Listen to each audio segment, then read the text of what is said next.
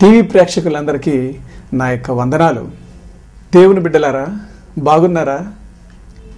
ఈరోజు మన యొక్క అంశం మన చట్టం ఏది.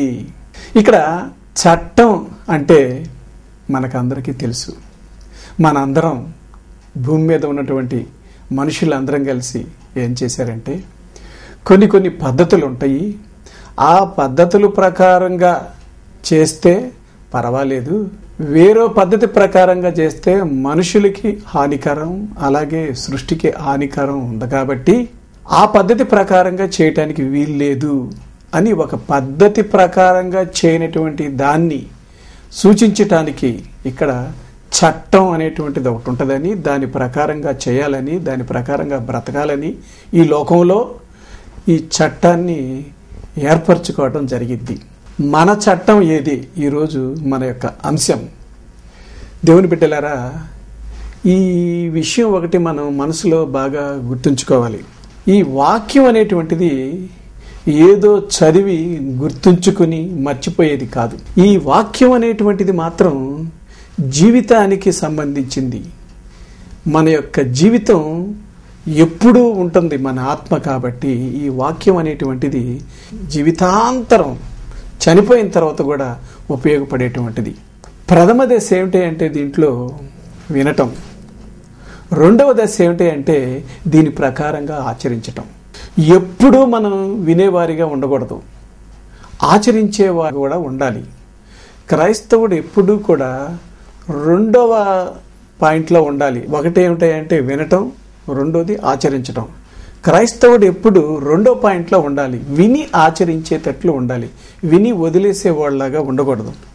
సమాజంలో ఏమి జరుగుతుందో ఈ సమాజంలో జరిగేదంతా కూడా మనం చూస్తూ ఆ తర్వాత దేవుడి దగ్గరికి వెళ్తాం.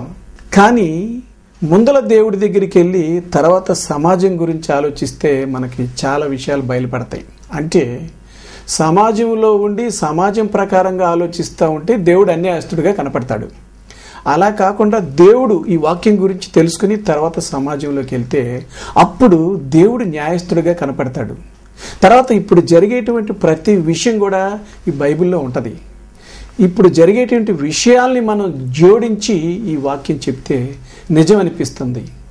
కాబట్టి దేవుని బిడ్డలారా, మన చట్టం ఏది అనేటువంటి విషయానికి ఇక్కడ ముందర మనకు చట్టాలంటే ఏంటో తెలియాలి, జరుగుతున్నటువంటి విషయాలు పరిస్థితులు మనకు తెలియాలి. అప్పుడు మన చట్టం ఏదో మనకు తెలుస్తుంది. ఉదాహరణకి మరి యేసుక్రీస్తు వారు కూడా ప్రతిదీ అర్థమయ్యేటట్టు చెప్పేవారు. కొన్ని ఉపమానాలు తీసుకునేవాళ్ళు, కొన్ని జరిగినటువంటి సంగతులు తీసుకునేవారు. పాత నిబంధనలో ఉన్నటువంటి ప్రతి చరిత్రని తీసుకుని చెప్పేవారు. చరిత్ర అనగానే మనకు అర్థమైంది ఏమిటంటే ఇప్పుడున్నటువంటి సమాజంలో చదువుకున్న వాళ్ళకైతేనేమి ఎవరికైతేనేమి పిరమిడ్ కట్టినటువంటి వారి గురించో అంటే చరిత్ర కాదు. చరిత్ర అంటే మనం అనుకునేది అది, కానీ దేవుని దృష్టిలో అది కాదు. జరిగినటువంటి పరిస్థితులు కొన్ని ఉన్నాయి. ఇశ్రాయేలీలకు జరిగింది. ఆ చరిత్రను చూసైనా సరే మనం జాగ్రత్తగా ఉండాలి. అదే అక్కడ గమనించాల్సినటువంటి చరిత్ర, నడవడిక. ఆ నడవడికను మనం తీసుకోవాలి. ఆ నడవడిక వలన జరిగినటువంటి లాభాలేంటి, నష్టాలేంటి అనేటువంటిది మనం తెలుసుకోవాలి. అసలు ఇప్పుడు పరిస్థితుల్లో కానీ మనం చూసుకున్నట్లయితే ఏది మనం నమ్మలేనటువంటి పరిస్థితి. అంటే ఏది పాలు తీసుకోండి, లేకపోతే బట్టలు తీసుకోండి, లేకపోతే ఆహార పదార్థాలు తీసుకోండి, మనిషిని తీసుకోండి, ప్రతిదీ మనం పూర్తిగా నమ్మేటువంటి పొజిషన్ లేదు అసలు ఈ రోజుల్లో. అంతా కూడా మోసం, దగ, వంచిన. అయితే ఈ సందర్భాలన్నీ కూడా మనం గమనించుకోవాలి.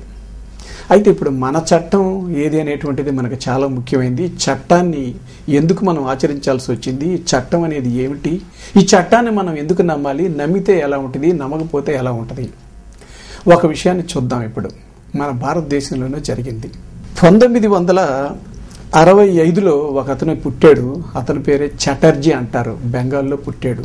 అతను ఏంటంటే ఒక ఫారెక్ అనేటువంటి ఒక అమ్మాయిని చూసి ఏం చేశాడంటే మనసులో ఆ యొక్క అమ్మాయిని అనుభవించాలి అని అనుకున్నాడు. అనుభవించాలి అని అనుకున్నప్పుడు జరిగినటువంటి పరిస్థితులు ఏమిటి? అనుభవించాలనుకున్నాడు, చాలా కాలం వెయిట్ చేశాడు, సమయం వచ్చింది, అనుభవించాడు. అనుభవించిన తర్వాత ఏమవుతుందో అనుకుని ఆ అమ్మాయిని చంపేసేసాడు. ఇక్కడ చట్టంలో ప్రధానమైనటువంటిది చాలా చాలా చట్టాలు ఉన్నాయి. ఇంకోటి అర్థమయ్యేటట్టు చెప్పాలి. ఉదాహరణకి గుజరాత్ వెళ్ళామనుకోండి. గుజరాత్లో ఈ బ్రాందీ ఇవన్నీ మన గాంధీ పుట్టిన దేశం కాబట్టి అక్కడ ఎవ్వరు కూడా తాగటానికి వెళ్ళలేదు. తాగారు అనుకోండి, చట్టం పోలీసుడు కొట్టేసుకుని ఏం చేస్తాడంటే జైల్లో పెడతాడు. ఇక్కడ కూడా మనం చట్టానికి వ్యతిరేకంగా జీవిస్తే శిక్షిస్తారు. ఇవన్నీ మానవులు పెట్టినటువంటి చట్టాలు. అదేవిధంగా మనం జీవించాలి. ఈ చట్టంలో ముఖ్యమైనది ఏమిటంటే హత్య. ఒక మనిషిని హత్య చేసినప్పుడు జరిగేదే ఏమిటి, ఈ హత్య జరిగినప్పుడు ఏం జరుగుతుంది అనేటువంటి విషయమే ఆ చట్టంలో ప్రాముఖ్యమైనది. ఇక్కడ ఇందాక మీకు చెప్పాను, బెంగాల్లో ఒక యువకుడు చటర్జీ అనేటువంటి వ్యక్తి ఏం చేశాడంటే ఒక అమ్మాయిని మోహించాడు. ఆ అమ్మాయిని మోహించిన తర్వాత ఎవరికి తెలియదు అది. ఆ అమ్మాయి మీద పడిన తర్వాత ఎప్పుడు దొరుకుతుందని చూశాడు. ఒక అపార్ట్మెంట్లో దొరికింది, ఎవరు లేనప్పుడు ఆ అమ్మాయిని అనుభవించాడు. అనుభవించిన తర్వాత ఎవరికి తెలియకూడదు అనుకున్నాడు, చంపేశాడు. అక్కడ హత్య జరిగింది. ఆ అమ్మాయి చంపిన తర్వాత ఏం చేశారంటే దాని మీద పరిశోధన జరిపి ఎట్టకేలకు ఈ అమ్మాయిని చంపింది ఇతనే అని చెప్పి ఏం చేశారంటే ఇతనికి శిక్ష విధించారు. ఇక్కడ ఒకటి జాగ్రత్తగా గమనించాలి ప్రియ సహోదరులారా, హత్య జరిగింది. అసలు హత్య అంటే ఒక మనిషిని చంపితేనే హత్య. ఈ హత్య చేసిన వాళ్ళకి మరలా ఉరిశిక్ష వేస్తారు.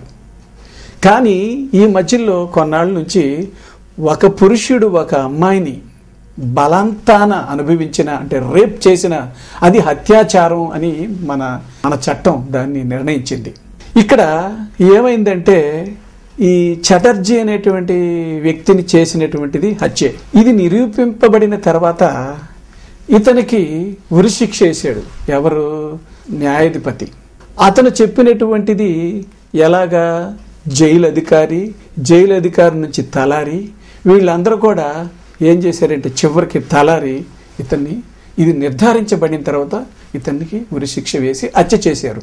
ఇక్కడ జడ్జి నాకు తెలీదు చట్టం అన్నాడు, జైలర్ నాకు తెలీదు చట్టం అన్నాడు, అలాగే తలారి నాకు తెలీదు చట్టం అన్నాడు. ఇక్కడ సుప్రీంకోర్టు ప్రధాన న్యాయమూర్తి చేసింది హత్యే. ఎవరిని? ఈ చటర్జీని చంపటం, ఉరిశిక్ష కూడా హత్యను. ఇక్కడ ఆ చటర్జీ కూడా ఆ ఫారిక్ అనేటువంటి అమ్మాయిని అనుభవించి హత్య చేశాడు. రెండు హత్యలే, గమనించాలి. అది హత్యే, ఇది హత్యే. కానీ చట్టం తెలియక హత్య చేశాడు ఆ చటర్జీ ఆ అమ్మాయిని. సుప్రీంకోర్టు ప్రధాన న్యాయమూర్తి అంటారు చూసారా, సర్వోన్నతమైనటువంటి న్యాయస్థానం నుంచి వచ్చినటువంటి ఆర్డర్స్, వాళ్ళు కూడా చేసింది హత్యే, కానీ చట్టం అక్కడ చట్ట ప్రకారంగా చేశారు. కానీ ఏదేమైనప్పటికీ రెండు హత్యలే రెండు. దాని విషయంలో మనం తిరుగులేదు. ఒక ఉదాహరణ చెప్పాలి, మీరు జాగ్రత్తగా వినాలి ప్రియ సహోదరులారా.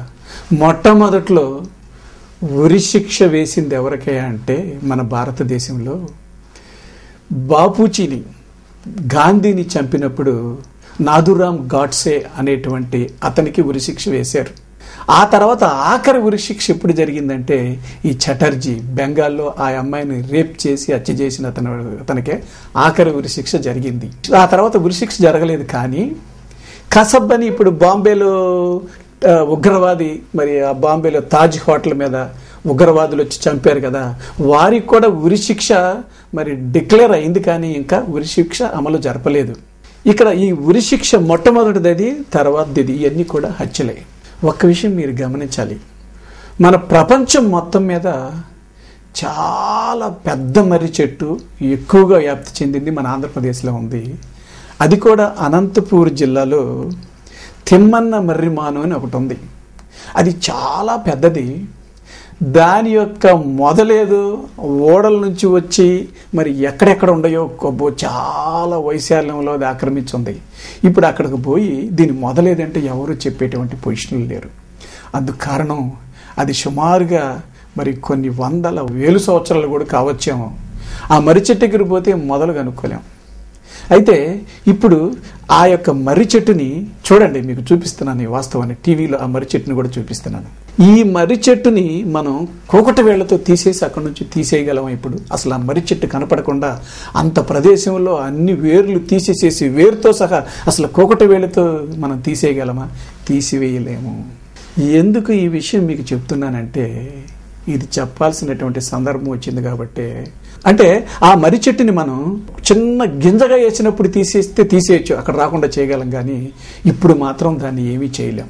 ఈ ఉపమానాన్ని కానీ మీరు గుర్తుంచుకున్నట్లయితే, ఈ నిజాన్ని, ఈ చటర్జీ అనేటువంటి వ్యక్తికి